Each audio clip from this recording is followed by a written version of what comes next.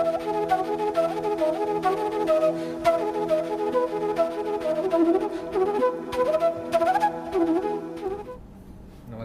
Episode lecture में आप सबका स्वागत है। मित्रों, जैसा कि आप जानते हैं, हम लोग आज चर्चा कर रहे हैं सिविल सर्विसेज की तैयारी कैसे की जाए। इसमें हम लोगों ने कई लेक्चर अब तक कर चुके हैं, खास करके सिविल सर्विस की प्रकृति क्या है, लोक प्रशासन की प्रकृति क्या है, कार्यशैली क्या है, क्या इसके विशेष गुण हैं, इन विषयों पर बातचीत हुई और साथ ही विषयवार भी चर्चा हम लोगों ने किया है। ज्योग्राफी की तैयारी कैसे हो, आज हम लोग उस चर्चा को आगे बढ़ाएंगे और एक और महत्वपूर्ण विषय जो छात्रों में बहुत लोकप्रिय है, पब्लिक एडमिनिस्ट्रेशन यानी लोक प्रशासन, इसको अगर आप वैकल्पिक विषय के तौर पे अपनाते हैं तो इसकी तैयारी कैसे की जाए ताकि आपको अच्छे अंक मिलें, अच्छे मार्क्स मिलें और आप सिविल सर्विस परीक्षा में उत्तीर्ण कर सकें। इन सभी बिंदुओं पर आज हम लोग बातचीत करेंगे और इस पर बातचीत करने के लिए स्टूडियो में हैं डॉक्टर मणिभूषण। आप दिल्ली विश्वविद्यालय में राजनीति शास्त्र पढ़ाते हैं और साथ ही पब्लिक एडमिनिस्ट्रेशन के कैसे पिछले दशकों में बदलाव आया है दुनिया में और पब्लिक एडमिनिस्ट्रेशन को लेकर क्या चर्चा चल रही है, इस पर भी इनकी खासी नज़र रहती है। तो मैं समझता हूँ कि ये आज हम लोग को समझाने की कोशिश करेंगे कि पब्लिक एडमिनिस्ट्रेशन को किस रूप में देखा जाए और साथ ही पब्लिक एडमिनिस्ट्रेशन आपको एक अच्छा विषय साबित हो सकता है अगर सही तरह से आप प्रिपेयर करते हैं, सही तरीके से इसको पढ़ते हैं। तो इन सभी पर बातचीत के लिए डॉक्टर मणिभूषण को आमंत्रित करता हूँ कि वो अपना व्याख्यान शुरू करें। Welcome. Thank you. Good afternoon. Civil services की बात हम कर रहे हैं आज और उसमें पब्लिक एडमिनिस्ट्रेशन एक विषय के रूप में कितना सही है और कितना ज़रूरी है, इस मुद्दे पर कुछ बातचीत हम आज करेंगे। किसी भी समाज के लिए एक व्यवस्था का होना बहुत ज़रूरी होता है। इस व्यवस्था में जब चीज़ें चलती हैं तो आम आदमी तक सहूलियतें पहुंचती हैं, कुछ नीतियां बनाई जाती हैं, उन नीतियों का कार्यान्वयन होता है और उस कार्यान्वयन में अगर कहीं कोई त्रुटियां रह जाती हैं तो फिर उसको ठीक करते हुए दोबारा नीतियों को सही करने की कोशिश की जाती है, उसको सही तरीके से कार्यान्वित करने की कोशिश की जाती है। इन सभी संदर्भों को अगर हम ध्यान में रखें तो प्रशासन बहुत ही महत्वपूर्ण अंग है किसी भी समाज के लिए और ख़ास तौर पर जिस समाज में हम रह रहे हैं उस समाज को पॉलिटिकल साइंस में लोग डेवलपिंग सोसाइटी या विकासशील समाज कहते हैं। डेवलपिंग सोसाइटी ख़ास तौर पर जब द्वितीय विश्व युद्ध के बाद कई देश आज़ाद होने लगे तो वहाँ पर ये टर्म निकल कर आया कि भाई ये देश जो हैं ये बाकी जो पश्चिमी देश हैं उनसे इनका सामाजिक, आर्थिक, राजनीतिक, प्रशासनिक जो स्वरूप है वो भिन्न है और इसलिए बहुत सारी जो थियरीज़ थी जो वेस्ट में बहुत सक्सेसफुली चीज़ों को एक्सप्लेन कर पा रही थी वो विकासशील देशों में उतना सक्सेसफुली एक्सप्लेन नहीं कर पा रही थी। इसलिए ये टर्म आया थर्ड वर्ल्ड कंट्रीज़ के लिए डेवलपिंग सोसाइटीज़। और यहाँ पर जब प्रशासन की बात हुई तो बहुत जद्दोजहद के बाद एक कॉन्सेप्ट आया डेवलपमेंट एडमिनिस्ट्रेशन। तो हम जब हिंदुस्तान के संदर्भ में बात करते हैं तो हमें पब्लिक एडमिनिस्ट्रेशन को डेवलपमेंट एडमिनिस्ट्रेशन के नज़रिए से देखने की ज़रूरत महसूस होती है और तब शायद एडमिनिस्ट्रेशन बहुत ज़्यादा ही महत्वपूर्ण हो जाता है। क्योंकि देखिए जब पश्चिमी देशों की हम बात करते हैं तो वहाँ पर सिविल सोसाइटी काफ़ी डेवलप्ड रही, उसके अलावा उनकी जो राजनीतिक व्यवस्था थी उसने काफ़ी प्रगति कर ली थी। लेकिन हम जब जो विकासशील देश हैं वो आज़ाद होते हैं द्वितीय विश्व युद्ध के बाद और इसलिए बहुत और जब आज़ादी के पहले के जो शोषक नीतियां थीं कॉलोनियल पावर्स की, उनको अगर आप एनालाइज करें तो आप पाएंगे कि बहुत सारे लेवल्स पे जो विकास होने चाहिए थे नहीं हुए। और एडमिनिस्ट्रेशन शायद इकलौता ऐसा ऑर्गन था जो विकसित था, क्योंकि जो कॉलोनियल पावर्स थे उनको भी एडमिनिस्ट्रेशन की ज़रूरत पड़ रही थी, इसलिए administration was the most developed organ of the government. इसलिए हिंदुस्तान जैसे विकासशील देश में एडमिनिस्ट्रेशन और ज़्यादा महत्वपूर्ण हो जाता है। एक स्कॉलर ने कहा कि public administration serves the people from cradle to grave, पालने से लेकर और कब्र तक। दूसरे ने कहा कि नहीं, it serves the people from womb to tomb, कि जब बच्चा माँ के गर्भ में है वहाँ से लेकर जब वो उसकी स्मारक बनता है, उस स्मारक की देखरेख भी। तो कहने का मतलब कि हर सांस जो हम ले रहे हैं कहीं ना कहीं एडमिनिस्ट्रेशन का उसमें रोल है, और इसलिए महत्वपूर्ण है एडमिनिस्ट्रेशन, और इसीलिए ज़्यादा से ज़्यादा ब्राइट लोगों को एडमिनिस्ट्रेशन में आने की ज़रूरत है। अब देखिए कि जब हम डेटा लेते हैं अपने देश के सामाजिक, आर्थिक, सांस्कृतिक, राजनीतिक विकास का, तो पाते हैं कि बहुत बड़े पैमाने पर बहुत बड़ी संख्या में लोग काफ़ी पिछड़े हुए हैं। हमारे पास तरह तरह के फंडामेंटल राइट्स हैं, लेकिन आधे से ज़्यादा लोगों को इसकी जानकारी नहीं है। हमने अभी कुछ नए रिवोल्यूशनरी एक्ट्स आए, right to information act, domestic violence act, लेकिन आप अगर गाँव में जाएं तो आप पाएंगे कि इसके बारे में जागरूकता नहीं है।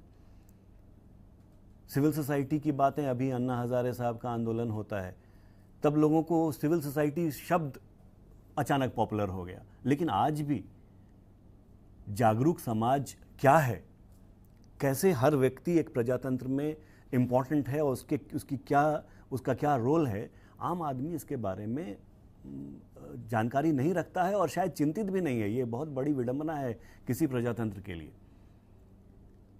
कि हम दूसरे हमारे लिए इनिशिएटिव ले लें, हम इनिशिएटिव नहीं लेते हैं। तो जहाँ इस तरह का सामाजिक परिवेश है, वहाँ पर एडमिनिस्ट्रेशन की भूमिका बहुत महत्वपूर्ण होती है। इसलिए civil services as a career मुझे लगता है कि बहुत ही महत्वपूर्ण, बहुत प्रेस्टिजियस है, क्योंकि आप एक ऐसी स्थिति में होंगे जहां आप उस कमज़ोर तबके के लिए, उस गरीब तबके के लिए, उस पिछड़े हुए तबके के लिए कुछ कर पाएंगे जिसको आपके मदद की ज़रूरत है। और इसलिए सिविल सर्विसेज को एक करियर के रूप में जब डायनामिक लोग अपनाएंगे और इसमें आकर अपना रोल अपनी प्रतिभा के अनुसार निभाएंगे, तो शायद वो देश के लिए, समाज के लिए, सिविलाइजेशन के लिए बहुत बड़ा काम करेंगे। एक स्कॉलर ने कहा कि अगर कोई सिविलाइजेशन फेल करता है तो it is mainly because of the failure of administration. और ये फैक्ट है। आप कई रिपोर्ट्स ऐसी आई कि पॉलिसी तो बनी, बहुत अच्छी पॉलिसी थी, लेकिन कार्यान्वयन ठीक से नहीं हुआ, इसलिए फेल कर गई। तो कहीं ना कहीं एडमिनिस्ट्रेशन की भूमिका पर प्रश्न चिन्ह लगा। तो इसीलिए यंग एंड डायनामिक लोग जब एडमिनिस्ट्रेशन में आएंगे, नई सोच को लेकर आएंगे, नए तरीके से चीज़ों को समझने की कोशिश करेंगे। आज देखिए विश्व में इतने बड़े पैमाने पर बदलाव आ रहा है कि उस बदलाव को समझकर उसके अनुसार अपने को ढालकर काम करना, ये हर किसी के वश की बात नहीं है। इसके लिए बहुत एक सजग दिमाग की ज़रूरत है, एक अच्छी सोच की ज़रूरत है। यहाँ पर मैं ये ज़रूर कहना चाहूँगा कि सिविल सर्विसेज एक और कारण से मुझे बहुत प्रेस्टिजियस लगता है, वो है उसका एग्ज़ामिनेशन का जो फॉर्मेट है। कि कोई इस पे माने ना माने, लेकिन फैक्ट ये है कि इस एग्ज़ामिनेशन के जो 3 लेवल्स हैं, इन 3 लेवल्स को अगर आप क्वालिफाई करते हैं तो आप में कुछ ख़ास बात है, तभी आपने क्वालिफाई किया। तो वो जो ख़ास बात आप में है, उस ख़ास बात को एक अच्छी सोच और एक अच्छी विचारधारा के साथ जोड़कर जब आप एडमिनिस्ट्रेशन में अपनी भूमिका निभाएंगे तो डेफिनेटली आप बहुत लोगों का भला कर पाएंगे। सिविल सर्विसेज बहुत चैलेंजिंग भी है। आप जब प्रशासन में आते हैं तो हर असाइनमेंट के साथ आपकी भूमिका बदलती है। ख़ासतौर पर अगर आप एडमिनिस्ट्रेटिव सर्विस में हैं तो आपको कितने तरह के रोल्स निभाने पड़ेंगे अपने करियर में, आप सोच भी नहीं सकते। लेकिन जब चैलेंज सामने आता है तो जो प्रतिभावान होता है उसकी प्रतिभा और निखरती है। तो इस तरह से भी सिविल सर्विसेज एक करियर के रूप में मुझे बहुत अच्छा लगता है। एक और कारण वो है कि वैरिड एक्सपीरियंस आपको मिलता है, केवल जॉब के नेचर को लेके नहीं, इवन ज्योग्राफिकल लोकेशन। आप देखिए कि जब ऑल इंडिया सर्विसेज में जो लोग आते हैं उनको एक कार्डर मिलता है, लेकिन उस कार्डर से वापस वो सेंटर में आते हैं, फिर कार्डर में वापस जाते हैं। उस कार्डर में भी डिस्ट्रिक्ट पोस्टिंग होती है, कैपिटल पोस्टिंग होती है। तो जगह जगह के बारे में आपको आपकी जानकारी बढ़ती है। एक मेरे मित्र हैं, उनको केरला कार्डर पुलिस सर्विस मिला और वो क्या धारा प्रवाह मलयाली बोलते हैं, जबकि उनका मलयालम से कोई लेना देना पहले नहीं था। तो ये कुछ ऐसी बातें हैं जो सिविल सर्विसेज को बहुत महत्वपूर्ण बनाती हैं। अब आते हैं हम पब्लिक एडमिनिस्ट्रेशन पर, कि पब्लिक एडमिनिस्ट्रेशन एक सब्जेक्ट के रूप में कितना महत्वपूर्ण है। तो सबसे पहली बात, जो इतनी बातें मैंने की, अगर आप किसी भी और विषय को भी लेकर सिविल सर्विसेज का इम्तिहान देते हैं और सर्विसेज में आते हैं तो पब्लिक एडमिनिस्ट्रेशन तो आपको समझना ही पड़ेगा, क्योंकि ये जो थियोरेटिकल बातें सिलेबस में हैं, ये सिर्फ थियोरेटिकल नहीं है, ये आपके माइंडसेट को प्रभावित करती हैं कि कैसे आपको चीज़ों को देखना चाहिए, कैसे चीज़ों को समझना चाहिए। इसलिए जब आप एग्जामिनेशन क्वालिफाई करके आएंगे, सिविल सर्विसेज जब ज्वाइन करेंगे, तो पब्लिक एडमिनिस्ट्रेशन की जानकारी अगर पहले से है तो शायद आप ज़्यादा बेहतर तरीके से अपने जो आपका ओरिएंटेशन कोर्स होगा या जो आपकी ट्रेनिंग होगी उसको आत्मसात कर पाएंगे। लेकिन पब्लिक एडमिनिस्ट्रेशन एक और कारण से भी मुझे बहुत अच्छा विषय लगता है। मैं पॉलिटिकल साइंस का विद्यार्थी रहा हूँ और हमारी यूनिवर्सिटी में पब्लिक एडमिनिस्ट्रेशन को अलग डिसिप्लिन के रूप में नहीं अभी तक पढ़ाया जा रहा है। कुछ और विश्वविद्यालय हैं, चंडीगढ़ जैसे, पंजाब यूनिवर्सिटी चंडीगढ़, जहाँ पब्लिक एडमिनिस्ट्रेशन एक विषय के रूप में पढ़ाया जा रहा है। शायद जामिया मिलिया इस्लामिया में भी है, लेकिन दिल्ली विश्वविद्यालय में अभी तक पॉलिटिकल साइंस डिपार्टमेंट ही पब्लिक एडमिनिस्ट्रेशन को भी एक स्पेशल पेपर के रूप में पढ़ाता है। पॉलिटिकल साइंस में एक बड़ा विवाद का विषय रहा है प्रॉब्लम ऑफ इंटरप्रिटेशन, कि आप कोई भी एक विषय है उसको कई तरह से इंटरप्रेट कर सकते हैं। पब्लिक एडमिनिस्ट्रेशन में पॉलिटिकल साइंस की तुलना में ऑब्जेक्टिविटी ज़्यादा है। यहाँ पर इंटरप्रिटेशन की गुंजाइश कम है यहाँ भी, लेकिन कम है। कभी भी देखिए, जहाँ कहीं भी इंसान, व्यक्ति, इंडिविजुअल इन्वॉल्व होता है, वहाँ पर थोड़ा वेरिएंस होगा। फिज़िकल जो मटेरियल थिंग्स हैं उनके बारे में जब आप सिद्धांत बनाते हैं तो वो बिल्कुल ऑब्जेक्टिव होता है, लेकिन जब आप ऑर्गेनिक चीज़ों के बारे में, ख़ास तौर पर इंसान के बारे में कोई सिद्धांत प्रतिपादित करेंगे तो उसमें बदलाव थोड़ा बहुत उसकी गुंजाइश रहती है। एक ही व्यक्ति अलग अलग स्टिमुलस के होने पर अलग अलग तरह से रिएक्ट कर सकता है। एक ही स्टिमुलस के प्रति अलग अलग लोग अलग अलग तरह से रिएक्ट करते हैं। तो जहाँ कहीं भी इंसान इन्वॉल्व है, व्यक्ति इन्वॉल्व है, वहाँ पर थोड़ा बहुत वेरिएंस होगा, लेकिन पब्लिक एडमिनिस्ट्रेशन में फिर भी बहुत हद तक ऑब्जेक्टिविटी है। इसका फ़ायदा ये है कि जो कुछ भी आप जानते हैं वो आप जानते हैं। यहाँ पर ये गुंजाइश नहीं है कि मैं ये जानता तो हूँ लेकिन एग्जामिनर को ये सही लगेगा कि नहीं लगेगा, इसकी गुंजाइश कम है। इसलिए पब्लिक एडमिनिस्ट्रेशन एक अच्छा विषय हो सकता है आपके लिए। दूसरा, रेलेवेंस की बात मैंने बताई ही कि अगर आप इसको पढ़ करके और तब एडमिनिस्ट्रेशन में आ रहे हैं तो आपको थोड़ी आसानी होगी आगे अपने करियर को एक सही दिशा में और सही लेवल पर ले जाने में। अब है कि अगर आप सिलेबस को देखें तो सिलेबस दो भागों में दो पेपर्स हैं। मेंस का सिलेबस अगर मैं बात करूं, पेपर 1 जनरल पब्लिक एडमिनिस्ट्रेशन के ऊपर है और पेपर 2 वो इंडियन एडमिनिस्ट्रेशन पे। पेपर 1 जैसा आप स्लाइड पे अभी देख सकते हैं कि पहला टॉपिक है इंट्रोडक्शन, जिसमें पब्लिक एडमिनिस्ट्रेशन को के बारे में जो कुछ बेसिक्स हैं कि क्या है पब्लिक एडमिनिस्ट्रेशन, क्या इससे क्या समझते हैं। विल्सन की बात जैसे आती है तो ये पॉलिटिक्स एडमिनिस्ट्रेशन डाइकोटमी कि पॉलिटिक्स जो है वो पॉलिसी मेकिंग तक रहना चाहिए और एडमिनिस्ट्रेशन जो है इम्प्लीमेंटेशन पर रहना चाहिए। अभी जो ये लेटेस्ट बातें आई हैं इसमें चैलेंजेस जो आ रही हैं लिबरलाइजेशन, प्राइवेटाइजेशन और ग्लोबलाइजेशन के कारण, वो उसको समझने की कोशिश की गई है। गुड गवर्नेंस एक बड़ा इम्पॉर्टेंट मुद्दा उभर कर सामने आया, ख़ास तौर पर जब वर्ल्ड बैंक ने इसके ऊपर एक अपना ड्राफ्ट जारी किया। तो पब्लिक मैनेजमेंट का एक कॉन्सेप्ट आ रहा है। तो कई चीज़ें ऐसी हैं जो बदल रही हैं। पहले मतलब होता था पब्लिक एडमिनिस्ट्रेशन का बिल्कुल कि सरकार का वो तंत्र जो पॉलिसी को इम्प्लीमेंट करता है, और जब हम ख़ास तौर पर कॉलोनियल पीरियड की बात करते हैं तो एडमिनिस्ट्रेशन का स्वरूप ही बिल्कुल अलग था।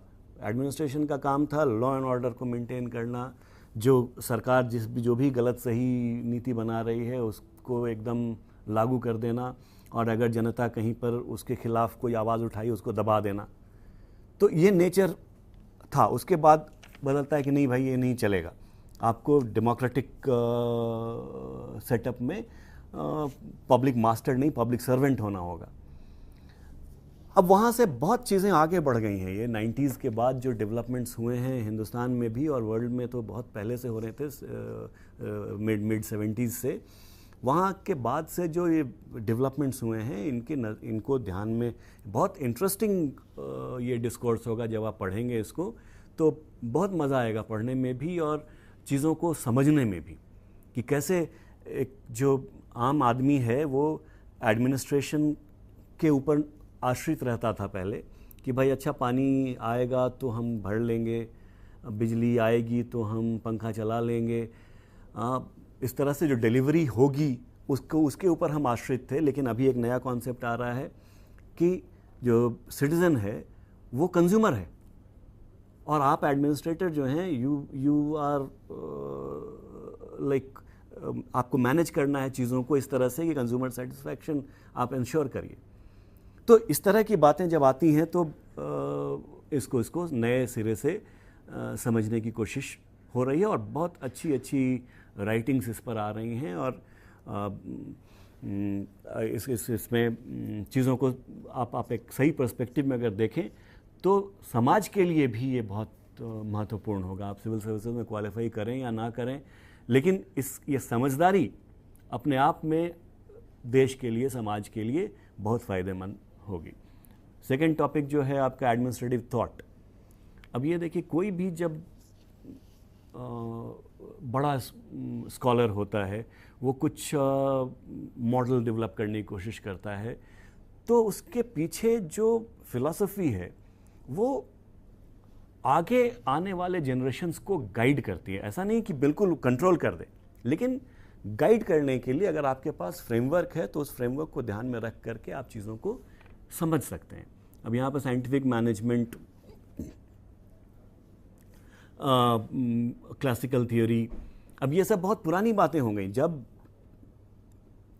बातें हो रही थी कि कैसे सबसे अच्छा तरीका एक हो जिससे कि हम इफ़ेक्टिवनेस ला सकें ऑर्गेनाइजेशन में, वो सबसे अच्छा तरीका क्या होगा।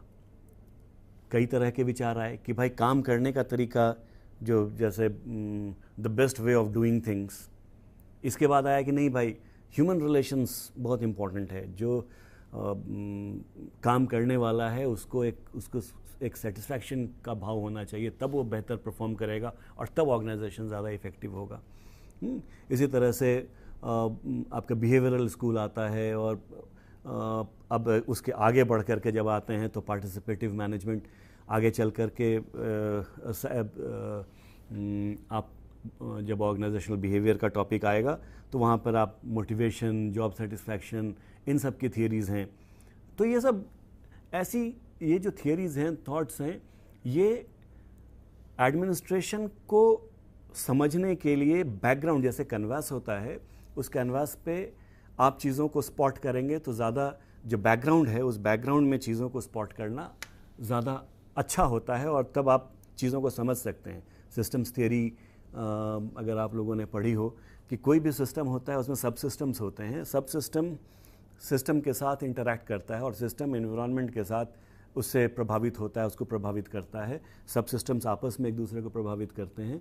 तो ये जो है कि एक टोटालिटी में चीज़ों को समझने की कोशिश, ये बहुत ज़रूरी होता है, इसलिए ये टॉपिक इसमें रखा गया। ऑर्गेनाइजेशंस की बात हम करते हैं, अब सिस्टम्स थियरी आया यहाँ पे, contingency theory, structure and forms. तो ये जितने भी मॉडल्स आपको दिए जा रहे हैं, इनको देख के घबराने की ज़रूरत नहीं है। ये सारी वो बातें हैं जो आप देख रहे हैं, आप समझ रहे हैं, केवल उनके ऊपर एक उसको कॉम्प्रहेंड करने की कोशिश यहाँ पर की गई है कि क्या किस लाइन में हमको चीज़ों को देखना है, किस पर्सपेक्टिव से देखना है। तो वो पर्सपेक्टिव्स यहाँ पे आते हैं। एडमिनिस्ट्रेशन का काम है डिलीवर करना, लेकिन डिलीवर ठीक से हो रहा है कि नहीं हो रहा है। आज के दिन हमारे पास जो आम आदमी की जो सोच है वो ये है कि भाई अगर सरकार ये नहीं कर रही भाई, तो हम अगली बार अगले इलेक्शन में सरकार को बदल देंगे, हमारे पास वोटिंग राइट है। लेकिन सरकार की जो पॉलिसीज़ हैं, उन पॉलिसीज़ को इम्प्लीमेंट करने का काम जहाँ पर हो रहा है, वहाँ पर भी तो अकाउंटेबिलिटी और कंट्रोल चाहिए। वो कैसे होता है? तो लेजिस्लेटिव, एग्जीक्यूटिव और जुडिशियल कंट्रोल की बात। उसके बाद आगे बढ़ते हैं तो रोल ऑफ मीडिया, जिस तरह से मीडिया का रोल बढ़ रहा है, इस पर कई वाद विवाद हो रहे हैं, सही है गलत है। मेरा मानना है कि हमेशा ट्रांसपेरेंसी होनी चाहिए, और ट्रांसपेरेंसी के लिए मीडिया का रोल बहुत इंपॉर्टेंट है। इंटरेस्ट ग्रुप्स, डेवलपिंग सोसाइटीज़ में ये जो इंटरेस्ट ग्रुप्स या प्रेशर ग्रुप्स होते थे, या वॉलंटरी ऑर्गेनाइजेशन, सिविल सोसाइटी, ये बातें बहुत धीरे धीरे डेवलप हो रही थी। ये अभी जो पिछला दशक है, पिछले दशक में इसमें तेज़ी आई है, और इसलिए ये बहुत एक इंटरेस्टिंग रीडिंग आपके लिए बनेगा। राइट टू इन्फॉर्मेशन, मुझे लगता है कि किसी भी समाज में ट्रांसपेरेंसी, किसी भी सिस्टम में ट्रांसपेरेंसी लाने के लिए ये एक रेवोल्यूशनरी कदम के रूप में मैं देखता हूँ इसको। आगे अभी इसमें समस्याएं हैं, लेकिन कैसे इसको दूर कर सकते हैं, तो जब आम आदमी इसको पढ़ेगा, इसको समझेगा, तभी इसकी कमियों को भी समझ पाएगा और उसको दूर करने की कोशिश हो पाएगी। सोशल ऑडिट, अब ये एक नया कॉन्सेप्ट बहुत तेज़ी से इमर्ज कर रहा है कि ऑडिट आमतौर पर टेक्निकल ऑडिट हुआ करता था कि भाई आपने ये कोई चीज़ खरीदनी है तो उस खरीदने के लिए आपने सैंक्शन लिया कि नहीं, जिस चीज़ को खरीदने के लिए सैंक्शन लिया उसी चीज़ को खरीदा कि नहीं, खरीदने के लिए आपने वो टेंडर या कोटेशंस लिए कि नहीं, रसीद प्रॉपर है कि नहीं। ये ऑडिट का मतलब ये होता था। सोशल ऑडिट का मतलब है कि क्या ये ज़रूरी था, क्या इससे ज़्यादा ज़रूरी और कुछ नहीं था। तो इस तरह से कई बातें, अभी आप जब हम पॉलिसीज़ के बारे में भी बात करते हैं तो कहते हैं कि भाई ये अचानक ये पॉलिसी, इससे ज़रूरी ये था, तो इसकी गुंजाइश अभी तक नहीं थी। लेकिन अब इन बातों को जब आम आदमी समझेगा तो शायद इस दिशा में ज़्यादा प्रगति हो पाएगी। एडमिनिस्ट्रेटिव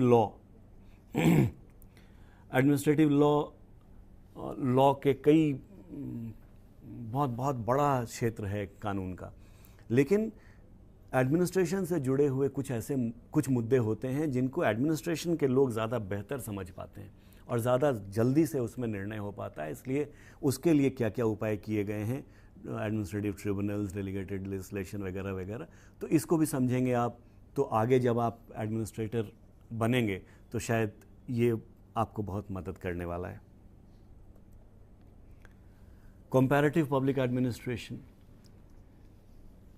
एक स्कॉलर ने कहा कि आप पब्लिक एडमिनिस्ट्रेशन ऑफ यूएसए जब बना सकते हैं, पब्लिक एडमिनिस्ट्रेशन ऑफ इंडिया बना सकते हैं, लेकिन यूनिवर्सल थियरी अगर आप कोई बनाना चाहेंगे तो आपको कंपैरेटिव स्टडी करना पड़ेगा।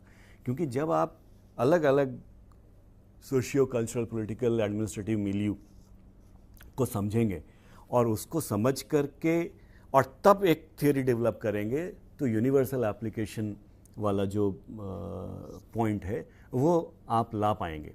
अगर जब तक यूनिवर्सल एप्लीकेशन की बात नहीं होती है तब तक किसी थियरी का कॉन्सेप्ट नहीं आता है। तो कंपैरेटिव पब्लिक एडमिनिस्ट्रेशन होना चाहिए। ये 1947 के बाद से इस पर काफ़ी काम हुआ और कंपैरेटिव पब्लिक एडमिनिस्ट्रेशन ग्रुप बना और वहीं से डेवलपमेंट एडमिनिस्ट्रेशन विकसित होता है। अगला topic, development dynamics, concept of development. अब डेवलपमेंट एक ऐसा विषय है जिस पर समाजशास्त्रियों में लगातार विवाद होता रहा कि development and growth are two different things.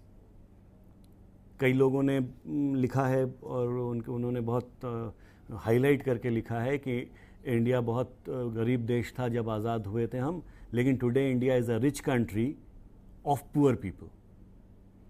अब इस तरह की जब बातें आ रही हैं तो हमको डेवलपमेंट को सही पर्सपेक्टिव में समझने की ज़रूरत है कि विकास का मतलब क्या है, केवल आर्थिक प्रगति या सामाजिक, राजनीतिक, प्रशासनिक हर मुद्दे पर आम आदमी तक क्या डिलीवर हो रहा है और आम आदमी का स्टैंडर्ड ऑफ लिविंग कैसे अफेक्टेड हो रहा है। इन सारी बातों को जब हम ध्यान में लेंगे तब एक्चुअली हम विकास या डेवलपमेंट को समझ सकते हैं।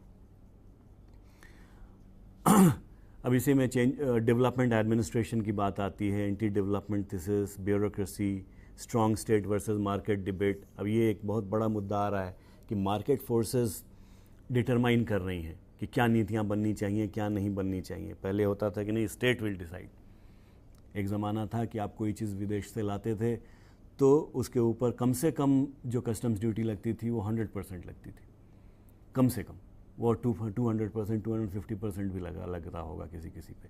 लेकिन आज के दिन वो घट करके 24%, 8% तक पहुंच गया है। कहीं ना कहीं आम आदमी को ये लगने लग गया है कि भाई ये मार्केट फोर्सेस जो हैं, जो विदेशी कंपनियां हैं, वो हिंदुस्तान में अपना सामान सस्ते में बेचने के लिए सरकार पर दबाव डालकर ये नीतियां बनवा रही हैं। लेकिन क्या एक्चुअली ऐसा है, या एक ग्लोबलाइज्ड जो वर्ल्ड है उस ग्लोबलाइज्ड वर्ल्ड का ये डिमांड है? तो इस तरह की बातें पढ़ने में बहुत अच्छा भी लगेगा और इसमें एक पर्सपेक्टिव भी डेवलप करेगा जो हमारे लिए, हमारे समाज के लिए बहुत ज़रूरी है, एक पर्सपेक्टिव का डेवलप होना। लिबरलाइजेशन का इम्पैक्ट एडमिनिस्ट्रेशन पर क्या होगा, कि एक तरफ आप बात कर रहे हैं कि एडमिनिस्ट्रेशन ही ऑर्गेनाइज्ड एक यूनिट था जो पॉलिसी मेकिंग में भी, पॉलिसी इम्प्लीमेंटेशन में भी, इवैल्यूएशन में भी रोल प्ले करेगा, फीडबैक में भी, रिपोर्टिंग में भी। हर तरह एडमिनिस्ट्रेशन के ऊपर डिपेंडेंट सिस्टम होता है किसी भी डेवलपिंग सोसाइटी में। लेकिन जब लिबरलाइज आप कर रहे हैं तब एडमिनिस्ट्रेशन का रोल कैसे बदलेगा? आप ज़्यादा से ज़्यादा प्राइवेटाइजेशन की तरफ जाएंगे तब एडमिनिस्ट्रेशन का रोल कैसे बदलेगा? एक समय था जब पब्लिक सेक्टर हमारा बहुत इम्पॉर्टेंट था, आज के दिन हम डिसइन्वेस्टमेंट कर रहे हैं, उसका क्या लॉजिक है? तो बहुत सारी बातें यहाँ पर आएंगी। अभी एक और जो मुद्दा हर सोशल साइंस डिसिप्लिन में उठ के आ रहा है वो आ रहा है जेंडर। यहाँ पर भी एक टॉपिक आया है, women and development, the self help group movement.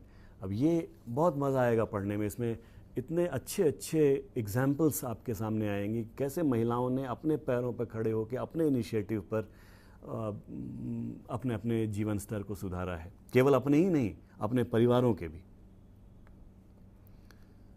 Personal administration बहुत महत्वपूर्ण एस्पेक्ट होता है किसी भी एडमिनिस्ट्रेटिव सिस्टम के लिए। कैसे आप नियुक्ति करते हैं, कैसे प्रमोशन करते हैं, कैसे पनिशमेंट होता है, कैसे वो सारी एम्प्लॉयर एम्प्लॉय रिलेशंस कैसे मैनेज होता है, कोड ऑफ कंडक्ट क्या है, एडमिनिस्ट्रेटिव एथिक्स क्या है। तो ये सारी जो बातें हैं वो आप इस टॉपिक के अंतर्गत पढ़ेंगे, जो कि आगे भी जब आप एडमिनिस्ट्रेटर बनेंगे उस समय भी ये ज्ञान आपको आपके काम आएगा। पब्लिक पॉलिसी ये एक ऐसा विषय है जिसको बहुत दिनों तक एडमिनिस्ट्रेशन का पार्ट नहीं माना जाता था। और पहला टॉपिक जो था जिसमें विल्सन की साहब की बात हमने की थी, वुडरो विल्सन, उन्होंने तो साफ साफ कहा था कि पॉलिटिक्स का काम है पॉलिसी बनाना, पॉलिटिक्स का वो स्फीयर है, और एडमिनिस्ट्रेशन का स्फीयर है उसको इम्प्लीमेंट करना। सो पॉलिसी मेकिंग में एडमिनिस्ट्रेशन का कोई रोल नहीं हो सकता। लेकिन पब्लिक पॉलिसी जब डेवलपमेंट एडमिनिस्ट्रेशन का कॉन्सेप्ट आया तो उसमें हुआ कि नहीं जी, पब्लिक पॉलिसी मेकिंग में रोल होगा, क्योंकि आखिर पॉलिसी मेकर्स के पास इंफॉर्मेशन लाने का जरिया क्या है। हमारे यहाँ तो चलिए एक पॉलिटिकल पार्टी ऐसी थी जो ग्रास रूट से जुड़ी हुई थी, बट ज़्यादातर डेवलपिंग सोसाइटीज़ में ऐसी पॉलिटिकल पार्टीज़ नहीं थी। और हमारे यहाँ भी उस पॉलिटिकल पार्टी का विघटन होता चला गया और वो सिमटती चली गई। तो रिमोट एरियाज से सेंटर तक जोड़ने का काम एडमिनिस्ट्रेशन के हाथ में ही रहा, चाहे वो ऊपर से नीचे जा रहा हो कम्युनिकेशन या नीचे से ऊपर आ रहा हो कम्युनिकेशन, एडमिनिस्ट्रेशन के माध्यम से ही हुआ। इसलिए पॉलिसी मेकिंग में एडमिनिस्ट्रेशन का रोल बहुत इंपॉर्टेंट रहा है। इसलिए पब्लिक पॉलिसी को पब्लिक एडमिनिस्ट्रेशन के टॉपिक के रूप में यहाँ रखा गया है। और इसमें बहुत सारी बातें आ रही हैं कि पॉलिसी इसके क्या मॉडल्स हैं, पॉलिसी मेकिंग के क्या प्रोसेस है, कैसे कैसे इसको इसमें थियरीज़ क्या हैं, पॉलिसी कैसे फॉर्मुलेट होता है, वगैरह वगैरह।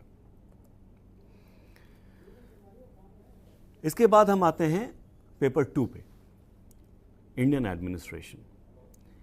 अब ये बड़ा जो पहला टॉपिक है, कौटिल्याज अर्थशास्त्र, Mughal administration, legacy of British rule in politics and administration, Indianisation of public services, revenue administration, district administration, local self government.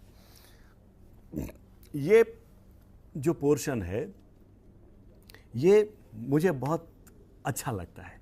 इसलिए अच्छा लगता है कि यहाँ पर हम ये जानते हैं कि एडमिनिस्ट्रेशन कोई पश्चिमी देन नहीं है हमें। जब आप अर्थशास्त्र पढ़ेंगे तो आप देखेंगे कितना एलेबोरेट अरेंजमेंट था हमारे पास, हमारे यहाँ एडमिनिस्ट्रेशन का। और यहाँ तक कि लोकल सेल्फ गवर्नमेंट की भी व्यवस्था थी, और उसके बारे में विदेशी जो पर्यटक आए थे उन्होंने भी लिखा, चाहे वो इंडिका में हो, चाहे हुएनसांग की और राइटिंग्स में हो। तो रेवेन्यू एडमिनिस्ट्रेशन क्या था, कैसे अलग अलग लेवल के जो ऑफिशियल्स थे उनके नाम क्या थे, उनके जिम्मेदारियां क्या थी, एवरीथिंग। मुगल एडमिनिस्ट्रेशन, मनसबदारी सिस्टम, जागीरदारी, ये कैसे कैसे रेवेन्यू कलेक्शन होता था, बहुत इंटरेस्टिंग भी है और इन्फॉर्मेटिव भी है। और आपको ये भी इसमें मिलेगा कि हम विदेशियों पर डिपेंडेंट नहीं थे। जो अंग्रेज़ों ने आकर के जो मॉडल हमें दिया, कोई ज़रूरी नहीं है कि हम उसी मॉडल को ध्यान में रखकर अपना एडमिनिस्ट्रेशन आगे तक लेके जाएं।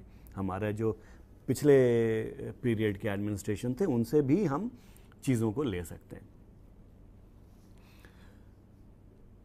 Philosophical and constitutional framework of government, किसी भी एडमिनिस्ट्रेशन या व्यवस्था के लिए एक मौलिक ऐसे ग्रंथ की ज़रूरत होती है जिसको आप कॉन्स्टिट्यूशन कहते हैं, जहाँ से सारे नियम, कानून, अधिकार की बात निकलती है। तो इसलिए इंडियन कॉन्स्टिट्यूशन को समझना कि यहाँ पर संविधान में क्या क्या महत्वपूर्ण व्यवस्थाएं हैं जिनके आधार पर आप एडमिनिस्ट्रेशन को समझने की कोशिश करें, तो उसकी व्यवस्था इस टॉपिक में है। तीसरा जिसके बारे में हमने पहले भी बात की कि जब हम आज़ाद हुए उस समय हमने मिक्स्ड इकोनॉमी को अपनाया। सोशलिस्ट इकोनॉमी और कैपिटलिस्ट इकोनॉमी दोनों के कुछ महत्वपूर्ण एस्पेक्ट्स को लेकर हमने अपना इकोनॉमिक मॉडल डेवलप किया, जिसको मिक्स्ड इकोनॉमी का मॉडल रखा, जिसमें प्राइवेट सेक्टर भी है, पब्लिक सेक्टर भी है। और इसके लॉजिक के बारे में बातें हैं इसमें। और पब्लिक सेक्टर पर ख़ास तौर पर ये टॉपिक रखा गया है कि क्यों पब्लिक सेक्टर। आज के दिन जब प्राइवेटाइजेशन का दौर चल रहा है और ग्लोबलाइजेशन का जो एजेंडा है उस एजेंडा में पब्लिक सेक्टर बहुत फिट नहीं करता है। यहाँ पर पब्लिक सेक्टर के बारे में समझने की कोशिश की गई है कि कैसे क्यों ये इम्पॉर्टेंट है और क्या इम्पैक्ट लिबरलाइजेशन और ग्लोबलाइजेशन का पब्लिक सेक्टर पे होगा या हो रहा है। चौथा जो टॉपिक है, union government and administration. Executive, parliament, judiciary, 3 अंग होते हैं किसी भी सरकार के: कानून बनाना, कानून को लागू करना और न्याय की व्यवस्था। इसमें क्या स्ट्रक्चर्स हैं हमारे यहाँ, कैसे वो फंक्शन करते हैं, prime minister, central secretariat, ministries, boards, commissions, ये इनके बारे में, फील्ड ऑर्गेनाइजेशंस, इनके बारे में जानकारी इस टॉपिक के अंतर्गत आती है। Plans and priorities. अब यहाँ हमारे यहाँ प्लानिंग कमीशन है। प्लानिंग कमीशन के द्वारा तो प्लान्स बनते ही हैं, लेकिन एक कॉन्सेप्ट ये भी आया है कि पंचायती राज को मजबूत बनाने की कोशिश की गई है और प्लानिंग फ्रॉम बिलो का जो नारा रहा था पहले से, आज उसको एक मूर्त रूप देने की कोशिश की जा रही है। किस हद तक हो पा रहा है, किस हद तक नहीं हो पा रहा है, उस चीज़ को समझने की ज़रूरत की है और इस टॉपिक के अंतर्गत आप वो पढ़ेंगे। नेशनल डेवलपमेंट काउंसिल का क्या रोल है, कैसे स्टेट और सेंटर के बीच का जो झगड़ा है उसको मिनिमाइज़ करने की कोशिश होती है। तो ये सारी बातें आप इस टॉपिक के अंतर्गत पढ़ेंगे। और एक और कॉन्सेप्ट जो समाजशास्त्रियों के लिए बहुत इम्पॉर्टेंट रहा है आजकल, जैसे पहले मैंने कहा, एक जेंडर और दूसरा सोशल जस्टिस। कि जस्टिस का एक कॉन्सेप्ट है जो है इकोनॉमिक जस्टिस है या पॉलिटिकल जस्टिस है। वहाँ पर तो बहुत सारी चीज़ें आप कानून बनाकर कर सकते हैं, लेकिन जब सोशल जस्टिस की बात आती है तो यहाँ पर जो कानून के दायरे से थोड़ा निकलकर आगे बढ़कर बात करने की ज़रूरत हो जाती है। इसलिए यहाँ पर इकोनॉमिक डेवलपमेंट और सोशल जस्टिस को साथ में मिलाकर देखने की कोशिश की गई है। स्टेट गवर्नमेंट एंड एडमिनिस्ट्रेशन, जैसे पहले यूनियन गवर्नमेंट की बात थी, उसके बाद आगे स्टेट गवर्नमेंट की, चीफ मिनिस्टर, गवर्नर। अब एक कॉन्सेप्ट है स्टेट लेवल पर फाइनेंस कमीशन।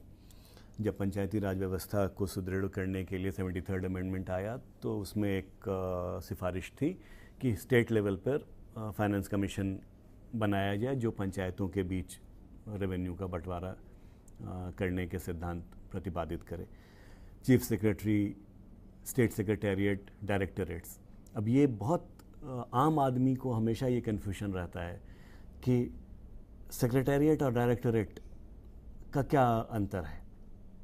तो ये इस टॉपिक को जब आप पढ़ेंगे तो आपको समझ में आएगा कि नीति निर्माण जब हो रहा होता है तो सेक्रेटेरिएट उसमें रोल प्ले करता है और जब कार्यान्वयन का इशू आता है तो वहाँ डायरेक्टरेट का रोल आता है। हालांकि दोनों में एडमिनिस्ट्रेशन से ही लोग, पब्लिक एडमिनिस्ट्रेशन जो सिविल सेवा से ही लोग आते हैं। District administration since independence. District administration में रोल ऑफ द कलेक्टर सबसे इम्पॉर्टेंट ऑफिशियल होता है।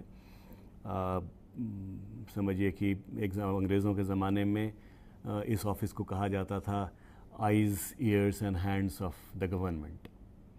आज भी मोस्ट इम्पॉर्टेंट पोजीशन इसको माना जा सकता है, क्योंकि डिस्ट्रिक्ट कलेक्टर के थ्रू ही ज़्यादातर डिलीवरीज सरकार की होती हैं। Union state local relations, imperatives of development management and law and order administration district में, तो ये सारा कुछ डिस्ट्रिक्ट लेवल पे क्या कैसे एडमिनिस्ट्रेशन और लॉ एंड ऑर्डर के इश्यूज़ हैं उनको लेकर यहाँ पर देखने की कोशिश की गई है। डेमोक्रेटिक डिसेंट्रलाइजेशन रेफर्स टू पंचायती राज व्यवस्था के साथ डिस्ट्रिक्ट एडमिनिस्ट्रेशन को जोड़ने की कोशिश यहाँ पर है। उसको वही भी बहुत इंटरेस्टिंग है क्योंकि बहुत जगहों पर बहुत कन्फ्यूजन अभी भी है। Civil services, conceptual position, structure, recruitment, training, capacity building, good governance, initiatives, code of conduct, discipline, civil services, neutrality, activism. अब न्यूट्रलिटी भी है और एक्टिविज़म भी है। ये दोनों ही महत्वपूर्ण मुद्दे हैं कि सिविल सर्विसेज को कैसे होना चाहिए। तो सिविल सर्विसेज के बारे में एक जनरल जानकारी के लिए ये बहुत महत्वपूर्ण टॉपिक है। फिनेंशियल मैनेजमेंट, हर आदमी जानता है, जो बजट पेश किया जाता है तो हर आदमी टेलीविज़न ऑन करके उसको देखता है कि रेल बजट आज हो गया और अब जनरल बजट आया, इसमें इतना टैक्स रिलीफ हो गया और ये हो गया वो हो गया। लेकिन budget as a political instrument ये बहुत महत्वपूर्ण है। Parliamentary control of public expenditure, role of finance ministry in monetary and fiscal area, accounting techniques, audit, role of CAG का रोल अभी बहुत महत्वपूर्ण, आज भी अखबार में आया हुआ है, 2G स्कैम में सीएजी का रोल। तो इसको जब आप पढ़ेंगे तो देखेंगे सीएजी कैसे काम करता है, क्या क्या मुद्दे हैं जहां वो इफ़ेक्टिवली कंट्रोल कर पा रहा है, कहाँ कहाँ वो नहीं कर पा रहा है। जब इनकी रिपोर्ट आती है, उस रिपोर्ट के आने के बाद क्या होता है, पब्लिक अकाउंट्स कमेटी का क्या रोल होता है। तो ये सारी चीज़ें जब आप देखेंगे, बजट का एक्चुअल मायने क्या है, उसके उस दिशा में ये बहुत महत्वपूर्ण टॉपिक है। Rural development, institutions and agencies since independence, rural development programmes, strategies, decentralisation, Panchayati Raj वगैरह वगैरह। हमेशा से माना गया, कहा गया कि हिंदुस्तान गांवों का देश है, लेकिन जितने भी पिछड़े हुए लोग हैं, गरीब लोग हैं, उनका मैक्सिमम कंसंट्रेशन गांवों में है। तो ऐसा क्यों है? कहीं ना कहीं हमारी नीतियों में, उनके कार्यान्वयन में प्रॉब्लम्स रही हैं। क्या प्रॉब्लम्स हैं उसको समझने की कोशिश की जाएगी। पंचायती राज को लाया गया ग्रामीण विकास को मद्देनज़र रखते हुए, लेकिन वो भी सक्सेसफुल नहीं हुआ, तो अब अमेंडमेंट करने की ज़रूरत पड़ी। अमेंडमेंट के बाद क्या हुआ, तो ये सारी बातें हम यहाँ पर पढ़ेंगे। कई कितने तरह के प्रोग्राम्स लाए गए, जो स्कीम्स लाई गई, IRDP, जवाहर रोजगार योजना, इंदिरा आवास योजना, अभी मनरेगा चल रहा है। तो इन सब का क्या इम्पैक्ट हो रहा है, कैसे आप ग्रामीण विकास को सुनिश्चित कर सकते हैं, सो ऑन सो फोर्थ। अगला टॉपिक है अर्बन लोकल गवर्नमेंट। जब पंचायती राज की बात हुई तो साथ ही साथ अर्बन लोकल गवर्नमेंट की भी बात हुई, नगर पालिका, नगर निगम और जो बोर्ड्स होते हैं वगैरह वगैरह। 74वां संवैधानिक संशोधन भी किया गया कि इनकी क्या भूमिका होनी चाहिए, कैसे संगठन वगैरह। इन सारी बातों को जब हम देखेंगे तो इन दोनों जो 11वां और 12वां टॉपिक है, इसका कंसंट्रेशन आम आदमी तक जो डिलीवरी है पॉलिसीज़ की, सहूलियतों की, इनके ऊपर इन टॉपिक्स में बातचीत होगी। 14वां भी मोर और लेस आम आदमी से जुड़ा हुआ विषय है, वो है law and order administration. Law and order administration आज भी माना जाता है कि किसी भी डिस्ट्रिक्ट का law and order district magistrate या कलेक्टर के हाथ में है, और कैसे पुलिस व्यवस्था है और कैसे एसपी के साथ डीएम का रिश्ता है। तो इन सारी बातों पर इस टॉपिक के अंतर्गत बातें होंगी। इन्वेस्टिगेटिव एजेंसीज़ कैसे काम करती हैं और पैरामिलिट्री फोर्सेस, कई बार आप देखते होंगे कि वहाँ पर सीआरपीएफ का डिप्लॉयमेंट हो गया, वहाँ पर बीएसएफ का डिप्लॉयमेंट हुआ, और जब कोई आंदोलन हुआ तो उसको दबाने की कोशिश की गई, या लॉ एंड ऑर्डर का ख़राब सिचुएशन हो गया तो क्रिमिनल्स को फाइट करने की कोशिश हुई। इस पर वाद विवाद हमेशा होता रहता है। क्रिमिनलाइजेशन ऑफ पॉलिटिक्स बहुत एक महत्वपूर्ण मुद्दा रहा है, जिस पर हमेशा ये वाद विवाद हुआ कि पॉलिटिक्स में पैसों का, मसल पावर का और जो क्रिमिनल बैकग्राउंड के लोग हैं इनका वर्चस्व बढ़ता जा रहा है, इसको कैसे कंट्रोल किया जाए। तो इन सब को की बातों को ध्यान में रखते हुए, और पुलिस एक बहुत महत्वपूर्ण मुद्दा पुलिस रिफॉर्म्स का है, जिसके ऊपर वास्तव में बहुत काम की ज़रूरत है। तो ये मुद्दे यहाँ पर आते हैं। चौथा टॉपिक है significant issues in Indian administration, जिसमें वैल्यूज़ की बात की गई कि पब्लिक सर्विसेज में जब आप टेक्निकलिटी में ज़्यादा घुसते हैं तो कहीं ना कहीं वैल्यूज़, मूल्य का ह्रास होता है। तो उनकी बात यहाँ पर की गई है कि कैसे उसको इंश्योर किया जाए। Regulatory commissions, national human rights commission, एक हमने कहा कि एक मुद्दा बहुत महत्वपूर्ण है जेंडर, दूसरा महत्वपूर्ण मुद्दा है सोशल जस्टिस, और तीसरा महत्वपूर्ण मुद्दा है ह्यूमन राइट्स। तो ह्यूमन राइट्स के बारे में भी यहाँ पर बातचीत होगी इस टॉपिक के अंतर्गत।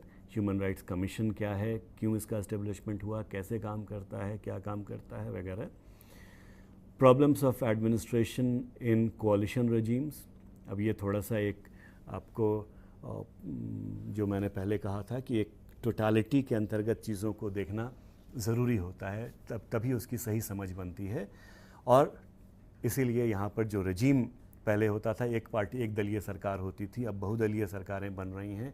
सरकारों को बनाने और गिराने में दलों की भूमिका क्या हो रही है, इन सभी बातों को का क्या असर एडमिनिस्ट्रेशन पे, क्योंकि देखिए पोस्टिंग्स एंड ट्रांसफ़र्स, ये पॉलिटिकल अपॉइंटमेंट्स बहुत होते हैं एडमिनिस्ट्रेशन में। तो कोalition regimes जब आती हैं तो उसका क्या प्रभाव पड़ रहा है एडमिनिस्ट्रेशन पे, इसको इसमें समझने की कोशिश की जाएगी। सिटीजन एडमिनिस्ट्रेशन इंटरफेस, ये एक ऐसा मुद्दा है जिस पे बहुत डिस्कोर्सेस हो रहे हैं और हर आदमी इसको मान रहा है कि कहीं ना कहीं इसकी कमी के कारण डिलीवरी प्रॉपर नहीं हो पाई है। इसलिए सिटीजन एडमिनिस्ट्रेशन इंटरफेस ज़रूर इसको इंश्योर करना चाहिए कि ये आपस में ज़्यादा से ज़्यादा एक दूसरे से इंटरैक्ट करें। Corruption and administration, again corruption के कारण एडमिनिस्ट्रेशन डिलीवर नहीं कर पाता है और आम आदमी उससे परेशान होता है। इसलिए जब ये इंटरफेस होगा तो एडमिनिस्ट्रेशन की एफिशिएंसी, इफ़ेक्टिवनेस बढ़ेगी। और एक मुद्दा जो ख़ास तौर पर सुनामी के बाद बहुत ज़्यादा महत्वपूर्ण हो गया है, वो हो गया है डिज़ास्टर मैनेजमेंट। कि जब एडमिनिस्ट्रेशन को हम ढालते हैं तो आम परिस्थितियों के लिए ढालते हैं कि भाई लॉ एंड ऑर्डर का इशू हो गया, या कहीं दंगा हो गया, या कहीं मारपीट हो गई, या कहीं भूखमरी हो गई, या तो इस ऐसे में क्या कर सकते हैं। लेकिन कई आकस्मिक घटनाएं होती हैं, बाढ़ आ गई, फ्लैश फ्लड, या वो जब वो बादल फटने के केसेस हो रहे हैं, या सुनामी हो गया। ऐसे में एडमिनिस्ट्रेशन कैसे उसको इन परिस्थितियों से निपटेगा, तो उसकी बात यहाँ पर होती है। तो ये सिलेबस है ऐसा है जिसकी जानकारी मुझे लगता है कि जो सिविल सर्विसेज के लिए अपीयर हो रहे हैं उनके लिए तो ज़रूरी है ही, जो नहीं हो रहे हैं उनके लिए भी ज़रूरी है, क्योंकि ये आम आदमी, आम जो हिंदुस्तानी है, उससे जुड़े हुए मुद्दे इस सिलेबस में रखे गए हैं। और इनकी जानकारी जिनके भी पास है वो जागरूक समाज का पार्ट अपने आप बन जाएंगे। Thank you. तो बेसिक तौर पे इन बिंदुओं को जो छात्र पब्लिक एडमिनिस्ट्रेशन के तौर पे वैकल्पिक विषय के तौर पे इसे रख रहे हैं, उनको जानना चाहिए। एक तो हुआ इस सभी लोगों को ये जानना चाहिए जैसा कि आप बता रहे थे, और जो पढ़ने का स्ट्रेटजी हो ताकि मार्क्स अच्छे आए दूसरे सब्जेक्ट से भिन्न है, क्या उसके लिए भी कोई स्पेशल एफर्ट लगाने की ज़रूरत है, या इन जो बिंदु आप बताए अगर उसको ध्यान में रखें तो खुद ब खुद अच्छे मार्क्स आ जाएंगे? देखिए, मुझे लगता है कि कुछ ऐसी किताबें हैं जो पुरानी किताबें हैं, लेकिन पब्लिक एडमिनिस्ट्रेशन के बेसिक नॉलेज के लिए मैं उनको बहुत रिकमेंड करता हूँ। और कुछ नई किताबें भी हैं उन्हीं राइटर्स ने, जैसे मोहित भट्टाचार्य, जब मैं स्टूडेंट था तब भी मैं पढ़ा करता था, और उनकी वो पुरानी वाली किताब पब्लिक एडमिनिस्ट्रेशन भी मैं रिकमेंड करता हूँ। लेकिन उनकी एक नई किताब आई है, वो आई है होराइजन्स ऑफ पब्लिक एडमिनिस्ट्रेशन। तो इस किताब से आप शुरू करिए। अगर इसको समझने में थोड़ी दिक्कत होती है क्योंकि ये इनकी अंग्रेज़ी थोड़ी सी हायर लेवल की है, तो थोड़ा और एकदम जो बिगिनर्स हैं वो माहेश्वरी एंड अवस्थी, ये भी बहुत पुरानी किताब है। माहेश्वरी एंड अवस्थी की पब्लिक एडमिनिस्ट्रेशन है, बहुत प्रचलित हमारे समय में भी लोग पढ़ते थे। तो आप वहाँ से शुरू कीजिए, उसके बाद मोहित भट्टाचार्य पे आइए। एक और अभी एक किताब है री इन्वेंटिंग पब्लिक एडमिनिस्ट्रेशन बाय विद्युत चक्रवर्ती। अब ये भी बिगिनर्स के लिए अच्छी किताब है, जिसको आप पढ़ेंगे तो बहुत सारी चीज़ें आपको क्लियर होंगी। जो एक नए कुछ टॉपिक्स, जैसा मैंने बताया, लिबरलाइजेशन, मॉडर्नाइजेशन, ग्लोबलाइजेशन के कॉन्टेक्स्ट में पब्लिक एडमिनिस्ट्रेशन, तो एक किताब अभी जस्ट लॉन्च हुई है, विद्युत चक्रवर्ती और प्रकाश चंद ने लिखा है। वो है public administration in a globalising world. तो इसमें आपको वो वाला डिमेंशन मिल जाएगा। पब्लिक पॉलिसी एक ऐसा विषय है जो कि थोड़ा सा परे हट जाता है आम पब्लिक एडमिनिस्ट्रेशन से, उसके लिए आर.के. सप्रू की किताब है, तो जिसमें पब्लिक पॉलिसी, तो ये सब बड़ी ल्यूसिड रीडिंग्स हैं जिनको आप पढ़ेंगे बहुत आसानी से समझ में चीज़ें आएंगी। और उसके बाद जब एक बार आपको अंडरस्टैंडिंग डेवलप हो जाती है, उसके बाद आप फिर आगे फर्दर रीडिंग्स के लिए अलग अलग जो टॉपिक्स हैं उन टॉपिक के ऊपर किताबें हैं। कुछ वो जो कोचिंग इंस्टीट्यूट्स होते हैं उनकी वो भी अपनी रीडिंग्स बनाते हैं, वो भी लाभदायक साबित होता है। हाँ, तो उसको भी आप नजरअंदाज ना करें। हाँ, उसको भी देखें।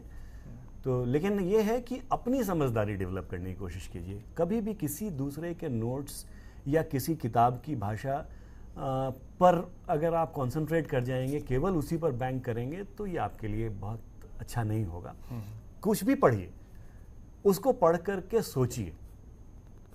मैं हमेशा अपने विद्यार्थियों को कहता हूं कि जितना आप पढ़ते हैं आपको लगता है कि आपने समझ लिया, लेकिन वास्तव में नहीं समझा। आप उसको सोचिए कि आपने क्या समझा, और जो समझा उसको लिखने की कोशिश करिए। अगर आप लिख लेते हैं तब आप समझिए कि हाँ भाई, अब मैंने कुछ समझ लिया।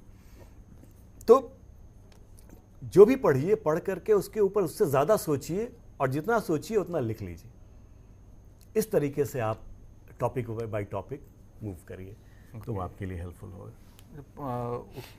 आंसर लिखते समय जिस तरह से आप बता रहे हैं कि अपना अंडरस्टैंडिंग डेवलप करिए और अपनी एक समझ को विकसित करके, तो उसमें क्या स्टूडेंट्स अपनी ओर से सजेशन दे सकता है? जैसे एडमिनिस्ट्रेशन में कई तरह के खामियां भी हैं, या पॉलिसी जो फॉर्मुलेट हुआ तो उसमें भी कई तरह के, क्योंकि अगर पॉजिटिव है तो नेगेटिव भी रहना स्वाभाविक है।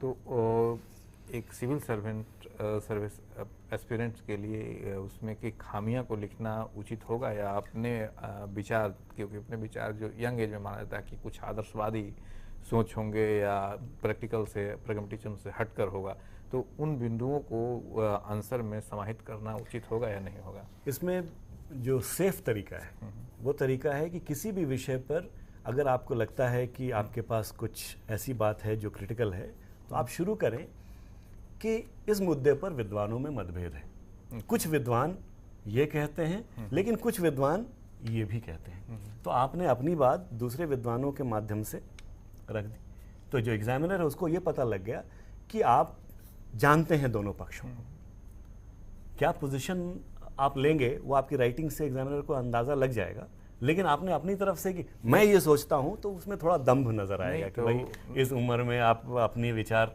नहीं ठीक है, लेकिन अगर एक तरह दूसरा नज़रिया भी हो सकता है कि अगर कोई टेंशन किसी भी रूप में अगर सोसाइटी में हुआ एज ए डिस्ट्रिक्ट मजिस्ट्रेट या एडमिनिस्ट्रेटर आप वहाँ जा रहे हैं और ये बता रहे हैं कि पिछले वाले ने किया, दूसरे एक कर सकते हैं, तीसरे एक कर सकते हैं, सजेस्ट कर सकते हैं, लेकिन जो मंत्री जी हैं से आपसे एक्शन चाहते हैं, तो उस केस में कहा जाएगा कि इनडिसाइसिव एडमिनिस्ट्रेटर है, केवल अन्य लोगों के बातों को रख रहा है, अपनी बातों को नहीं रख रहा है। नहीं, अगर प्रश्न ऐसा है जैसा जो होता नहीं है आमतौर पर, इस पर हम लोग चर्चा करेंगे। एक हिमाचल प्रदेश से दर्शक हैं, उनका सवाल पहले लेते हैं जी। नमस्कार, कृपया अपना सवाल पूछिए। सर मेरा नाम कुलदीप है। जी जी नमस्कार, सवाल पूछिए। सर मैं ये जानना चाहता हूँ कि इसमें हम सिविल सर्विसेज में कैरियर जो है वो कैसे बना, क्या किस तरह से? क्या फिर से सवाल पूछिए। सर हम जो है वो अपना कैरियर जो है वो किस तरह से बना सकते हैं सिविल सर्विसेज करियर? जी हाँ, तो उसके लिए आपको सिविल सर्विसेज की जो परीक्षा होती है उस परीक्षा में अपीयर होना होगा। पहले वो प्रिलिमिनरी एग्जामिनेशन होगा, उसके बाद मेन एग्जामिनेशन। मैं इनको बताता हूँ इस पर, मैं आपको बता देता हूँ कि इस पर हम लोगों ने एक सीरीज ऑफ लेक्चर शुरू किया है। अब तक 4-5 लेक्चर हम लोग कर चुके हैं। तो आप इसको बेहतर तौर पर जानने के लिए आप हमारे जो लेक्चर है वो यूट्यूब पर अवेलेबल है। यूट्यूब पे आप जाएं, आप www.youtube.com उसके बाद स्लैश करके CEC एडुस्टेट डालेंगे तो आपका सारा लेक्चर आ जाएगा। और उसमें career as a civil servant पर हम लोग का कई लेक्चर है, उसको आप सुने तो आपको एक विस्तृत आयाम मिलेगा कि इस तरह से आप सिविल सर्विस को अपीयर हो सकते हैं, क्या इसके स्वरूप हैं और कौन कौन से माध्यम हैं, तो आपको एक बेहतर जानकारी मिलेगी। और बाकी तो है कि अगर ग्रेजुएट आप किए हुए हैं तो आप सिविल सर्विस का एग्ज़ाम दे सकते हैं और सिविल सर्विस सर्वेंट बन सकते हैं। और केवल यूपीएससी नहीं, जो स्टेट पब्लिक सर्विस कमीशन हैं वो भी अपने इम्तिहान कंडक्ट करते हैं, तो आप उसमें भी अपीयर हो सकते हैं। और मिनिमम क्वालिफिकेशन आपको ग्रेजुएशन होना चाहिए, ग्रेजुएशन की ज़रूरत। और हर साल स्टेट में भी और सेंटर में भी हर साल ये इम्तिहान होता है, उसको आप दे सकते हैं।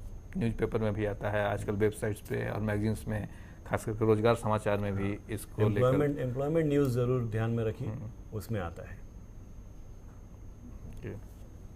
तो हम लोग बात कर रहे थे इनडिसाइसिवनेस का। हाँ। वो तो प्रश्न से नहीं झलकना चाहिए, मतलब उत्तर से नहीं झलकना चाहिए, तो उसके से कैसे बचे? क्योंकि एक तो संभावना ये है कि जो पॉलिसी जिस गवर्नमेंट में जहाँ काम करना है उसी का वो क्रिटिसाइज कर रहा है, तो माना जाएगा कि नहीं, is a young boy new एंट्रेंट and challenging the set rules of the governance.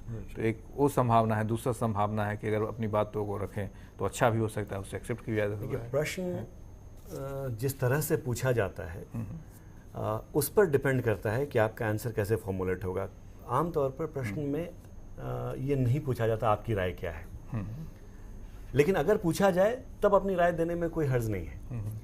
लेकिन अगर क्वेश्चन में ये नहीं पूछा गया है कि आपकी राय क्या है, तो मुझे लगता है कि अगर पहले जिस राय से आप बहुत सहमत नहीं हैं उसको पहले लिखिए, और जिस राय से आप सहमत हैं उसको आप बाद में रखिए, लेकिन दूसरे विद्वान ये मानते हैं, और करके जब आप अपनी बात रखेंगे तो एग्जामिनर तक ये बात पहुंच जाएगी कि आपने पहले वाले व्यू को काट करके अपनी बात ये जो रखी है दूसरे विद्वान के माध्यम से रख दी है। तो एक तरीका हो सकता है अपनी बातों को रखने को। खास करके पब्लिक एडमिनिस्ट्रेशन में इसकी संभावना ज़्यादा बन जाती है पक्ष लेने और नहीं पक्ष लेने का, क्योंकि सब कुछ ये इंटरव्यू में ज़्यादा होगा। इंटरव्यू में जब आप पहुंचेंगे तो वहाँ पर बोर्ड आपसे ये पूछ सकता है कि ऐसे सिचुएशन में आप क्या करेंगे। तो वैसी स्थिति में ये सीधे जवाब देने की ज़रूरत पड़ेगी। मेन एग्ज़ाम में शायद ऐसे नहीं पूछा जाए। ओके, एक तानिया दर्शक हैं, उनका सवाल लेते हैं। नमस्कार, कृपया आप अपना सवाल पूछिए। Sir, I want to ask that कि ग्रेजुएशन जरूरी है एमपीएससी या यूपीएससी के लिए, वैसे और कौन से मतलब चीजें जरूरी होती है? ऐसा कुछ होता है या कि आपके ग्रेजुएशन के मार्क्स भी इतने चाहिए या फर्स्ट क्लास चाहिए, ऐसा कुछ होता है क्या? नहीं, इसमें कुछ नहीं, केवल आप सिंपल अगर ग्रेजुएट हैं, पास किए हुए हैं तो आप एग्ज़ाम को लिख सकते हैं और पास कर सकते हैं। और दो सब्जेक्ट के किसी भी विषय में आपने किया हो उससे कोई फ़र्क नहीं पड़ता, आप कोई भी और विषय चूज़ कर सकते हैं। एक उन दर्शकों के लिए आप सामान्य तौर पर इसका अगर पैटर्न बता दें तो मैं समझता हूँ कि लाभदायक साबित होगा। प्रीलिम्स में क्या है, मेंस में क्या है, क्योंकि शायद उत्सुकता लोगों में बनी हुई है कि हम जाने क्या है। देखिए, जो यूपीएससी जो एग्ज़ाम कंडक्ट करता है उसमें पहला हिस्सा जो होता है उसको हम प्रिलिमिनरी एग्जामिनेशन कहते हैं, जिसमें ऑब्जेक्टिव टाइप क्वेश्चंस पूछे जाते हैं। ऑब्जेक्टिव का मतलब जिसमें आपको 4 ऑप्शन होंगे, उसमें से कोई एक ऑप्शन सही होगा, उसको आप कलर कर देते हैं और वो कंप्यूटराइज्ड उसकी जांच होती है। और जो लोग उससे क्वालिफाई कर जाते हैं उन लोगों के लिए मेन एग्जामिनेशन होता है। ये प्रिलिमिनरी किसी एक विषय में होगा और साथ में जनरल नॉलेज का 2 पेपर्स होते हैं, एक आपका सब्जेक्ट और एक जनरल नॉलेज। जो लोग प्रिलिमिनरी एग्जामिनेशन पास कर जाएंगे उनको मेन एग्जामिनेशन में अपीयर होना होगा, जहां पर उनको 2 विषय और एक जनरल स्टडीज़ का पेपर, ये और एक वो एसे का पेपर है, तो जहां पर एलेबोरेट आपको एनालिटिकल आंसर्स लिखने होंगे। एनालिटिकल आंसर्स जो अभी सिलेबस हमने आपको बताया पब्लिक एडमिनिस्ट्रेशन का, ये मेन एग्जामिनेशन का सिलेबस था, जिसमें लंबे आंसर्स, छोटे आंसर्स आपको लिखने पड़ेंगे कुछ। और जब आप यहाँ से भी पास कर जाएंगे तब आप इंटरव्यू के लिए जाएंगे और इंटरव्यू के बाद जो मेरिट लिस्ट बनेगी उसमें अगर आप ऊपर हैं तो जो भी आपने सर्विस का ऑप्शन दिया है कि ये मुझे पहला ये चाहिए, तो आपको उसके हिसाब से वो प्लेस कर देंगे। अगर आपने पहला सपोज पुलिस सर्विस आपने चूज़ किया है और आप ऊपर में 1 से लेके 100 के बीच में मान लीजिए 50 सीटें जानी हैं इंडियन पुलिस सर्विस में और आप 50 में से एक हैं तो आपको मिल जाएगा। लेकिन अगर ज़्यादा 52 लोगों ने कर दिया और आप का रैंक नहीं है वहाँ पे, आप 52वें हैं, आपको नहीं मिलेगा। ये तो ब्रीफ में ये इसका पैटर्न है। और एक बात और हम बता दें कि आप 4 बार से ज़्यादा इस एग्ज़ाम को नहीं दे सकते हैं और उम्र सीमा 21 से 30 वो उसके लिए तो यूपीएससी के लिए, वो इंडियन पब्लिक सर्विस कमीशन के लिए है। और दूसरे सब्जेक्ट दूसरे स्टेट्स के लिए अलग अलग तरीके से अपने कहीं 35 है तो कहीं 32 है, इस पर निर्धारित किए हुए हैं। तो आप अगर स्टेट सर्विस देना चाहते हैं तो वहाँ चेक कर लें और अपना एग्ज़ाम दें। तो मित्रों, मैं समझता हूँ कि आज लोक प्रशासन के विभिन्न बिंदुओं पर हम लोग चर्चा किए, इसके सिलेबस पर चर्चा किए। इससे न सिर्फ आपको पब्लिक एडमिनिस्ट्रेशन की तैयारी में मदद मिलेगा, बल्कि अगर कहें कि प्रशासन की क्या स्वरूप है, क्या कार्यशैली है, किस तरह से एडमिनिस्ट्रेटर लोग काम करते हैं, इसको भी समझने में मौका मिलेगा। किस तरह से पॉलिसी फॉर्मुलेट करते हैं। तो मैं समझता हूँ कि पब्लिक एडमिनिस्ट्रेशन एक अच्छा विकल्प है, न सिर्फ अच्छे मार्क्स लाने के लिए बल्कि जो काम आप करने जा रहे हैं अगर आपका सिलेक्शन हो जाए तो उसको भी समझने के लिए और अच्छा योगदान देने के लिए। तो इस उम्मीद के साथ आज के लेक्चर को यहीं विराम देते हैं। आप सबको धन्यवाद और आपकी ओर से डॉक्टर मणिभूषण जी को भी बहुत बहुत धन्यवाद, जिन्होंने काफ़ी अच्छे तरह से पब्लिक एडमिनिस्ट्रेशन की किस प्रकार से तैयारी की जाए उसके बारे में हम लोगों को बताया। Thank you very much.